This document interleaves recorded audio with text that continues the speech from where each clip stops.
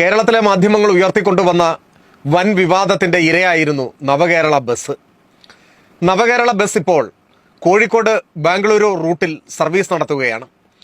ആദ്യ ദിനം തന്നെ മണിക്കൂറുകൾ തികയുന്നതിന് മുൻപ് ടിക്കറ്റുകളെല്ലാം വിറ്റു തീർന്നു. നവകേരള ബസ്സിൽ യാത്ര ചെയ്യാൻ മലയാളി ആവേശത്തോടെ കടന്നു വരികയാണ്.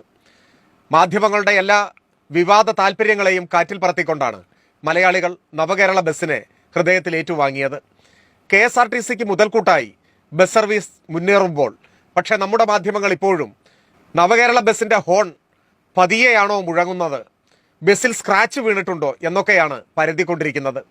മാധ്യമ പ്രവർത്തനത്തെ ഇത്രമേൽ പാതാളത്തിലേക്ക് ചവിട്ടിത്താഴ്ത്താൻ മലയാളി മാധ്യമ പ്രവർത്തകർക്കല്ലാതെ ലോകത്തിൽ മറ്റാർക്കും കഴിയുമെന്ന് തോന്നുന്നില്ല.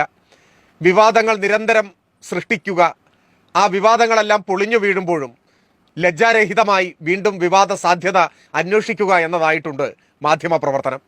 ഒറ്റ വാക്കിൽ പറഞ്ഞാൽ അന്തസ്സുള്ളവർക്ക് ചെയ്യാൻ കഴിയാത്ത ജോലിയായി മലയാള മാധ്യമ പ്രവർത്തനത്തെ മാറ്റിയ കുറ്റവാളികളാണ് ഇന്ന് മലയാള മാധ്യമ പ്രവർത്തകരിൽ ഒരു ഭാഗം.